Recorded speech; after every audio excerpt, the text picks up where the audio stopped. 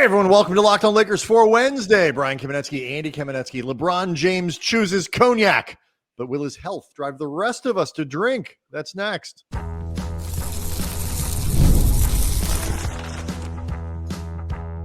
You are Locked on Lakers, your daily Los Angeles Lakers podcast, part of the Locked on Podcast Network, your team every day. Thanks to everyone for making Locked on Lakers your first listen of every day, Monday through Friday, no matter how or where you get your podcast. This one's always going to be free, never mind a paywall. Locked on Lakers on YouTube is where you can go hang out with over 36,000 subscribers to the channel, Andy, all of whom are hanging out. They're getting ready for the season. They were watching LeBron James' potential retirement announcements. They're checking out Luca Doncic taking his team to ride in fast cars. They're doing all kinds of stuff, and they're leaving us questions and comments that we can use on the show. So we appreciate all of that.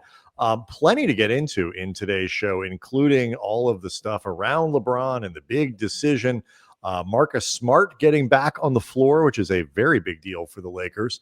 We'll break all that down. Do want to let everybody know that today's episode is brought to you by FanDuel. Right now, new customers can bet just $5. And if your first bet wins, you get $300 in bonus bets to use across the app. Head to FanDuel.com to get started. So there are two pieces of LeBron news, Andy, that were happened on Tuesday. One of which was goofy and kind of silly. And the other one, and still managed to piss off a lot of people. Yeah, did manage to. So we'll start with this. LeBron James isn't retiring. What? You saw the I know. Who could have seen that? So if you happen to see the LeBron announcement, the teaser for the decision, the next decision, the decision of all decisions, and all that, and thought, well, this surely means LeBron is dropping out. He's calling it quits, whether now or after this year. You were wrong. Most people, us included, figured it was part of some sort of advertising campaign. All of us, though, however, got the product wrong. And so kudos to LeBron and the folks at Hennessy. We all thought it was going to be an advertisement for Amazon Prime, which Prime Day started on Wednesday. But no, Andy, on Tuesday. But yeah. No, it was a Hennessy ad that people didn't like. You know what? I was thinking about this, though, because I had a few thoughts upon saying this, other than like, what a time to be alive. First of all, like, we all thought that this was Prime Day, like some type of Prime Day thing, because LeBron has done a Prime Day ad before. And I agree, it is kind of a clever fake out. But Hennessy can be ordered on Prime Day. And I took a look on the site. There does not appear to be any Prime Day deals on Hennessy shipments, which to me feels like somebody dropped the ball on some, I think, really good synergy potential there. Like, well, all the time they spent like setting this up and faking us all out. And, you know, LeBron as an Amazon endorser, I'm sure was aware of the day. And that was, again, part of the fake out in the first place. They should have created some type of deal with Hennessy and Prime. So that feels like, again, a bit of a missed opportunity. Excellent ROI for Hennessy on this deal. I mean, that excellent ROI for Hennessy, excellent ROI for Amazon, because they got all kinds of free advertising because everybody spent Monday talking about Prime Day coming on Tuesday. They didn't have to do a damn thing. Also, biggest winner in all of this was Jeannie Buss and the Lakers, because the folks who actually thought that this was LeBron setting up a retirement announcement, they went nuts buying tickets for the Lakers final regular season game. The prices for those seats jacked up huge. So nice little ROI for Jeannie, who didn't have to do a damn thing. Good for you. And for Mark Walter. The irony is this game, to the people trying to get ahead of it as perhaps LeBron James's last regular season game, the last time you see LeBron in a regular season game, it's now assuming the Lakers do everything that we expect and anticipate this season, get themselves in the playoffs, depending on how the West shakes out, there's at least a 50-50 chance LeBron sits in this game for DNP rest. So well done, buyers. The more immediate concern is, of course, what's going to happen to LeBron in the interim. Now that we know he's playing, the news on Tuesday was less encouraging for, at the very least, the grand experiment of getting all the Lakers together on the floor, playing and building continuity in real games, in preseason games before the season starts. JJ Redick has said that they certainly had a hope that LeBron would be able to play. They're going to have 2 dress rehearsals. Obviously, you would want LeBron in at least one of them, with the Lakers being very cautious. LeBron still has not gotten on the floor for full contact practice, and Shams Charania at ESPN reported on Tuesday that the expectation is much more that LeBron will not play in any of the remaining 4 preseason games, but with still the expectation that he'll be available for the season opener on the 21st, and that's what they are working towards, is that opening game on the 21st. So, I mean, we spent, was it Tuesday show talking about this idea of, are the Lakers sort of squandering the preseason? And this bit of news kind of changes that, because it makes, even if they are treating this with an abundance of caution, or an abundance of caution, the glute injury that LeBron is dealing with, it does indicate, no, I don't deserve that. It does indicate that this pain in the ass might be more than like a pain in the ass. I mean, first of all, this is why when you and I were talking about this on Tuesday, I said I had not gotten the sense that they were confident about LeBron getting out on the floor for these preseason games at all. I know that they had not ruled it out, but between the vibe that I was getting and, quite frankly, the fact that they lie their asses off about their players' health all the time, like, I think even by the standards of teams not being forthright, the Lakers are just pretty bald-faced liars about this stuff. It had given me an impression that there was concern about this. So this confirms the vibe that I have been getting. It also, though, speaks to why I think it is really important that for the guys that actually are able to practice, like if you're capable of practicing in full, and we'll get into Marcus Smart getting his first, or essentially first full practice, and the reports on this were very good. I think someone like Luca, for example, for Tuesday's practice was doing more individual one-on-one work. JJ described it as load management, although he did, under his breath, talking with another reporter, say he was being sarcastic. It wasn't clear whether or not he was being sarcastic about just the term load management or something else or whatever. But it drives home why I'm saying guys like Luca, Austin, whoever, if they actually can practice, if they actually can play in these preseason games, I think it's really important that they do, because all of your ability to hit the ground running as much as you want when the season begins, it's undercut by LeBron's availability. And I'm not saying this to be critical of LeBron or anything like that. I mean, there may be nothing. I mean, at this point, it's pretty clear. This is not a, holding LeBron out, DNP old. This is holding LeBron out because there's an injury. And that is, much more concerning than as much as you would want him to be on the floor, the bigger issue, at least for me, the thing that becomes more worrisome is the idea that, like, he's not healthy. Like, he's starting the year, of course, overcoming an injury. Right. And that is obviously an issue, but it also, again, to me, underscores the importance of do everything else you can during this training camp, during this preseason, to get the most out of it, because offsetting LeBron's absence for however long that is, hopefully not past training camp, that's a big deal. So it is. I want to see them. And for what it's worth, I'm not the only person who covers this team who's felt the same way, that, that they're not really they talked a big game about this heading into the year, and it has not really been, at least in my estimation, fully maximized. So I hope to whatever degree it is really possible, as opposed to just if they're holding, like I said before, if they're holding out guys because of specific reasons, okay.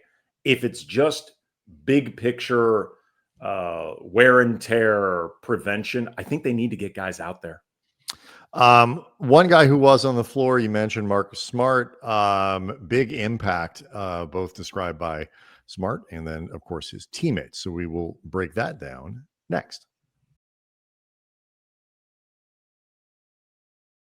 Locked On Lakers is brought to you by Monarch Money. Most people cannot name all of their financial accounts or even what they're worth, whether 401ks, properties, investments. If you don't have the full picture, you can end up leaving money on the table. That's why Monarch Money is there for you. It's an all-in-one personal finance tool, bringing your entire financial life together in one clean, easy-to-use interface on your laptop or on your phone. Monarch is built for people with busy lives. If you put off organizing your finances, Monarch is for you. Monarch does the heavy lifting. You can link all of your accounts in minutes, see clear data visuals, get smart characterization of your spending, feel in control of your money without ever touching a spreadsheet. Don't let financial opportunities slip through the cracks.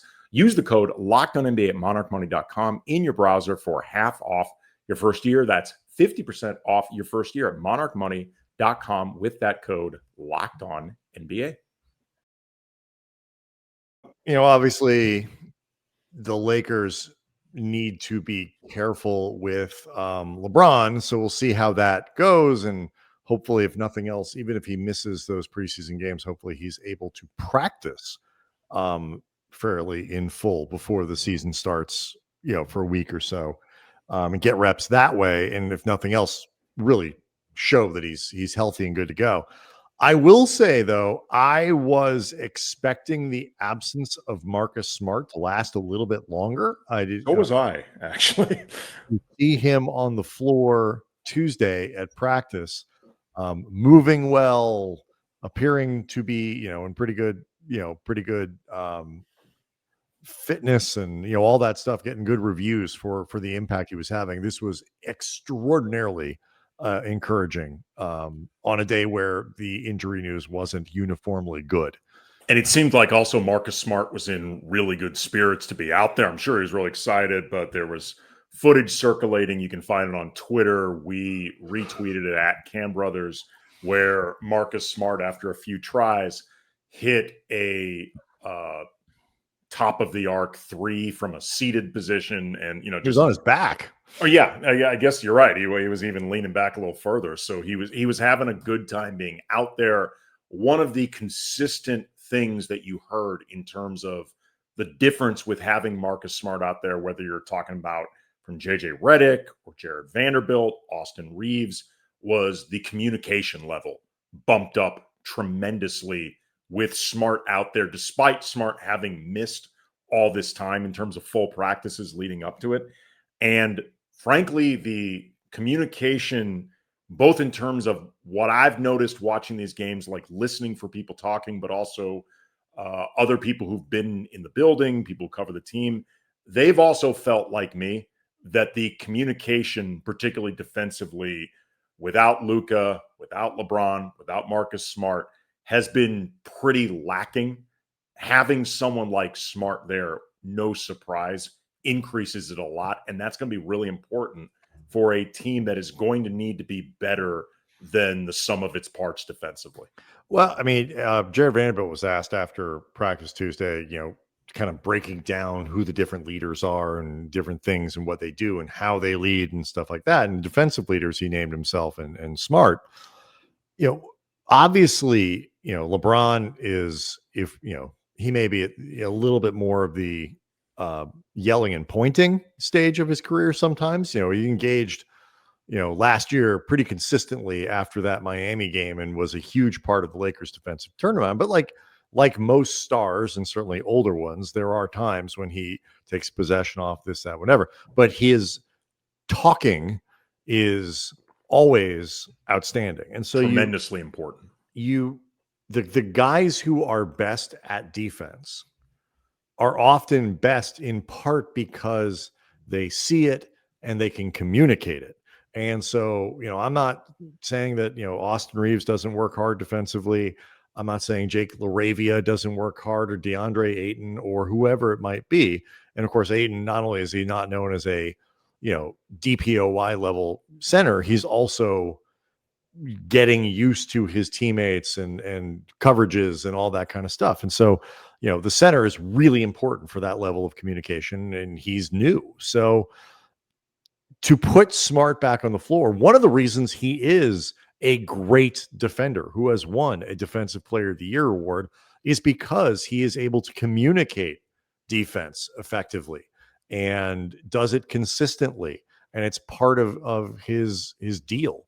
And, to get LeBron back on the floor and, to get Smart back on the floor now, to add two or three, four of these guys who do communicate well, it hopefully will help the defense. Yeah, it certainly can't hurt. And just also, too, having Marcus Smart available, you combine that with Vando. Now you have two guys who have a skill set in terms of that point of attack defense, or the ability to guard guards, to guard smaller wings, that is largely absent from this team. Like you do not have a ton of options of guys who can do that reliably. Vando actually, talking about defense in general at this practice, said he obviously expects at times he will have to guard 4s and 5s, like just between times where you may go small switches, just you have to pick up somebody. It's going to come up periodically. Right. I mean, Gabe Vincent will occasionally find himself on a center and you do your best.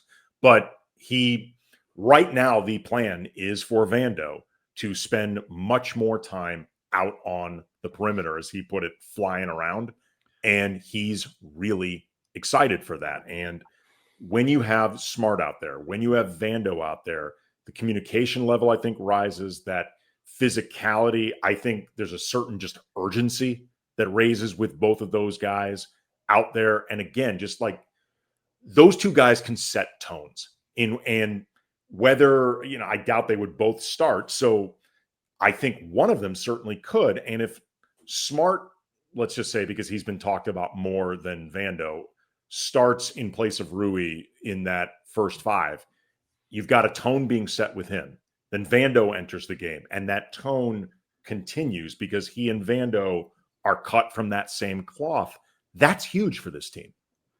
You need multiple guys who can do certain things, and guard with some degree, whether it's strength, whether it's athleticism, where you feel like your integrity defensively is strengthened. The Lakers had a terrible time last year with perimeter defense in terms of, being able to keep people out of the paint and all that kind of stuff. And you combine that with the challenges of not having a true rim protector after the AD trade, and suddenly you find yourself in a spot of trouble. And they efforted their way, I think, to that stretch, 25 games, 30 games, whatever it was, where it didn't matter who was on the floor. They were just really good. AD was hurt. It started before AD was even traded. Mm-hmm. AD was hurt. They were playing great. He came back for, I think, a game or two, and they continued to play great. He got traded. They kept playing great. And then you could sort of see that momentum fall off a little bit. And it's not, I think, especially once the playoffs come around, it's not that I think they stopped trying as much. I think a few things got figured out. I think the basic one-noteness of what they had available to put out made them easier to scheme. And then when you get to the playoffs, now it's, 7 games worth of that, an entire coaching staff centered around scouting your film for the last, 2 months, 3 months, or whatever. And then any advantage that you gain, this is part of the reason Vanderbilt has been less effective as a playoff player. Any advantage you gain in the regular season that is based, mostly on effort is diminished in the postseason. Because by the time playoffs come around, Andy, everybody's cranked up their effort level. Nobody is not efforting. And so, you need to have a structure and you need to have skill sets that go beyond that.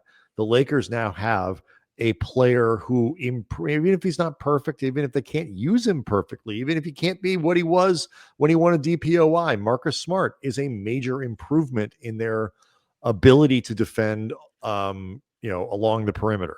He improves their optionality. I just don't think that style of defense is sustainable for 40, 50 games. And then once you start getting into the lack of optionality beyond that approach, and then I think JJ, frankly, panicking and locking up and cutting off some of his own options in the playoffs, your defense ends up exposed. Like they're between just having DeAndre Ayton as a legitimate center and Vando and Smart hopefully staying healthy, you just have more pitches you can throw defensively. It makes the biggest reason Jared Vanderbilt isn't going to be playing center anymore is because they have centers. It's not that they didn't do it last year because like they thought it was a fantastic idea for Vando, who had been, dinged up all year and, sort of struggling to be himself. Like it's nobody thinks that like the best use of Jared Vanderbilt defensively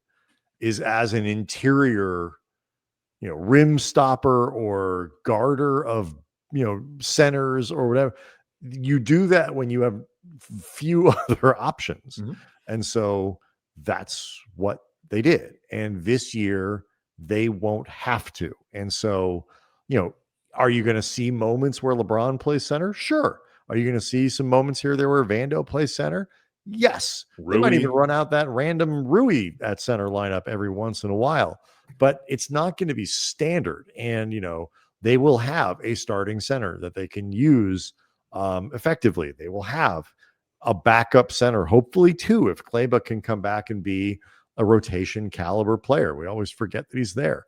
Like so much of the, we'll find out about the Lakers defensive coaching schemes and what Redick does. And is he a good coach in that way? Because this year they have choices. Last year they didn't really. Nope. Luca made an interesting choice of where to take his teammates for a little bit of fun. Break that down next. Locked on Lakers is brought to you by FanDuel. The NFL season's in full swing. FanDuel is making sure you're ready for every kickoff with a can't-miss offer. New customers, you bet just $5. And that bet wins, you get $300 in bonus bets to use across the app. So just pick something super, super obvious. I love that FanDuel fits however you want to bet. Player props, building a same-game parlay, maybe even jumping in live as the action unfolds. If you're someone who just has a feel for how fourth quarters shake out and you want to get ahead of it with a little wager, makes every game more exciting, whether you're rooting for the team that you love IRL or keeping an eye on fantasy lineup. You ready to play? Download the FanDuel app now by visiting FanDuel.com to get started. That's FanDuel.com to place your first $5 bet. One of the things that JJ Redick talked about, that Rob Pelinka talked about, that Luca has talked about, is leadership. They saw when Luca was playing with Slovenia. Obviously, he is the best player, the leader, carrying that team. Deep into the Eurobasket tournament, and they did really well. But you saw a piece of Luca, really leading in a way that he wasn't really able to do last year with Lakers. Between the trade and you're airmailed onto a team that already has LeBron James, and there's just too much going on for Luca to really establish himself, not just as the best player on the team or whatever it might be, but like a genuine leader. Like that, you need a summer and a training camp and all these other things. You need to stop being shell-shocked that you got traded. Yes. You need to know where you live, like, and all that kind of stuff. Like, it helps. Well, now apparently his house is impossible not to find. This place, I think, is pretty damn huge. Now, though, this is something that he talked about, that the team talked about. Like, this is Luka Doncic's franchise. And I think we've been able to put to bed the idea that, like, there's this sort of deep resentment from LeBron and his camp and all these other things that, at least for this year, like, LeBron on Spectrum, like, what gets you excited about coming back for a 23rd season? He said a full season of Luka, like, he's saying and doing all the right stuff. And so, like, I think we can put that part of it to bed. But it's Luca's franchise to lead from this point forward. Doesn't mean LeBron turns off his voice. And establishing what that looks like, establishing your voice, establishing kind of how you get out in front, that has an on-court element, it has a practice element, and it has an element away from the court as well. And that's the part that Luca demonstrated on Tuesday. Yeah, Dave McMenamin from ESPN reported that Luca organized a trip for the team to I don't know if it's a Porsche factory or it's a Porsche test track. I think it was. Yeah, Porsche testing place where each guy got to pick, I believe, 3 Porsches to take out on fun, I'm presuming, fast test drives. And it's something that's obviously fun for the guys. But to the point that you were setting up, I think it speaks to, and this is really important, Luca's increasing comfort and desire with being a leader of this team and recognizing that these are the things that leaders do for a team. It's not just, like you said, about everything that happens on the court. It's about putting everybody on the same page off the court. It's about learning who these guys are as people. That's why I think it matters that, all those guys went with Luca to the Backstreet Boys. It's not just because it was a big part of Luca Day and the summer of Luca and, free trip to Vegas for Rui and Kleba. And I think Dalton was there and whoever else, Dude Thiero, great start for his time with the Lakers. He hasn't even played and he's getting perks, but you get to know guys during that period. It matters. You and I covered Kobe for the last 10 years of his career, and we were around his teams a lot, and we saw the interaction between him and his teammates a lot. And one of the areas that we witnessed growth that really mattered was once a few years passed of post Shaq, and it really was Kobe's team, he really started recognizing the importance of getting to know his teammates as people. And in order to get the best out of them as players, he needed to connect with them better as people. It can't just be about follow me or get the F out of my way.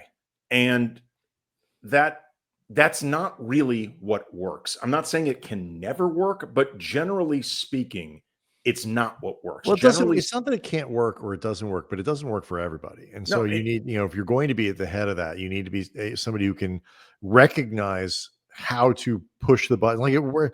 Like when Kobe tweaked Powell, it worked.